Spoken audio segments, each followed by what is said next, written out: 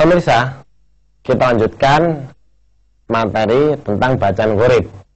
Yang dimaksud bacaan gharib adalah bacaan yang aneh atau nyeleneh, tidak sesuai dengan aturan. Untuk itu perlu adanya guru atau pembimbing supaya kita tidak salah di dalam membaca Al-Quran. Contohnya seperti di Al-Quran ada tulisan seperti ini, di atasnya so ada tanda ta. Maka bacanya dibaca sa bukan so, ya, dibaca wayab sutu. Sedangkan yang ini cara bacanya adalah bas toh. Nah, seperti ini walaupun di atasnya so ada tanda sa, tetap dibaca so, ya. Jadi bacanya adalah bi mu soi tirin, tetap seperti aslinya, ya. Memang aturannya seperti ini. Sedangkan yang ini boleh dibaca so dan boleh dibaca sa, sehingga contohnya seperti ini, al mu soi tiruna atau al musai tiruna. Ada lagi pemirsa yang berbahagia, di Quran tulisannya majroha, tapi tidak boleh dibaca majroha, harus dibaca majreha, ya, kayak kita bilang sate, ya, namanya imalah atau miring. Sedangkan yang seperti ini, ya, bacanya huruf na ini disuarakan antara fathah dan dhamma, kedua bibir dimonyongkan atau disebut dengan bacaan ismam. Contohnya seperti ini, pemirsa, la ta manna, ya. Jadi bacanya kedua bibir dimonyongkan. Kemudian yang bawah ini, ya, bisal ismu, cara bacanya ismunya dibaca lismu, ya, walaupun tulisannya bisal ismu tapi wajib dibaca bisal lismu, ya, ismu diganti dengan lismu, ya. Jadi bacanya bisal lismu.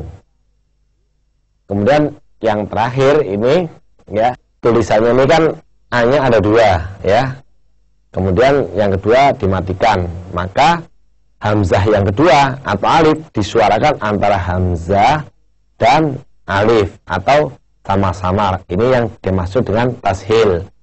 Jadi bacanya samar-samar dibaca a jami, ya, a jami, kan gitu. Baiklah pemirsa yang berbahagia, ini sekedar tahu aja. Nanti pemirsa didalami melalui guru yang mampu menerangkan lebih lanjut. Karena belajar dengan VCD itu lain belajar langsung kepada guru yang bersangkutan. Boleh pemirsa datang ke tempat kita, ya. Boleh pemirsa juga memanggil guru datang ke rumah siapa saja, yang penting dia memang ahli mengajari Al-Quran yang benar. Baiklah pemirsa yang berbahagia, kita lanjutkan materi berikutnya, materi yang terakhir, ya. Pemirsa yang berbahagia, ini adalah materi terakhir tentang bagaimana cara kita bisa membaca Al-Quran dan memahami tajwid serta bacaan yang gharib atau aneh. Kalau kita membaca surat Qul ya ayyuhal kafirun, di mana ananya ini dibaca pendek, walaupun ada tanda panjang berdiri ini, ya. Tetapi khusus di 4 tempat ini tetap dibaca panjang karena pengertian ananya bukan ana saya, ya. Kalau ini adalah ana saya. Biasanya di Al-Quran di atasnya huruf A ini ada tanda bulat kecil, ya. Sehingga kalau kita membacakan wala ana abidum ma abatum, ya. Padahal ananya itu kan panjang, tapi wajib dibaca pendek. Wala ana abidum ma abatum. Khusus untuk ini tetap dibaca panjang, sehingga membacanya kita baca ana sia atau ana mila atau ana ba. Yang ini ana bu.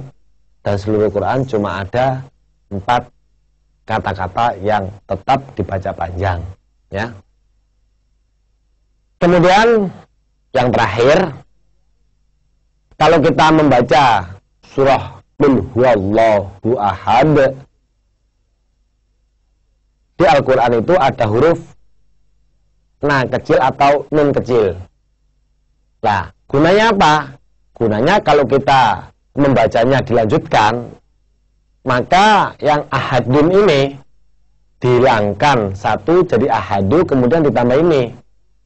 Ya, kuncinya kalau akhir ini an in un, di mukanya ada alif sama lam atau a sama la ini, pasti kalau kita melanjutkan, maka yang na kecil atau nun kecil ini dibaca i, jadi ini. Contoh aja begini supaya kita memahami. Saya baca dulu. Qul huwallahu ahadu lahus somad. Karena ini nih, maka bacanya harus lah. Tapi kalau kita berhentikan, ya bacanya cukup qul huwallahu ahad. Kemudian lanjutannya ini pasti a, Allahus somad. Cuma kalau kita wasolkan atau cara bacanya berlanjut, maka kita baca nih. Saya ulangi lagi, cara bacanya seperti ini. Qul huwallahu ahadu lahus somad. Andai kata ini umpama in, bacanya qul huwallahu ahadi lahus somad. Atau a, ya a maksudnya an, maka bacanya qul huwallahu ahadanil lahus somad. Ya, jadi itulah materi terakhir tentang bacaan gharib. Selanjutnya setelah ini kita mulai belajar membaca Al-Quran secara pelan-pelan. Kemudian kita lanjutkan dengan cara melancarkan Al-Quran. Kemudian yang terakhir, bagaimana membaca Al-Quran tanpa salah, di mana membacanya secara cepat dan benar.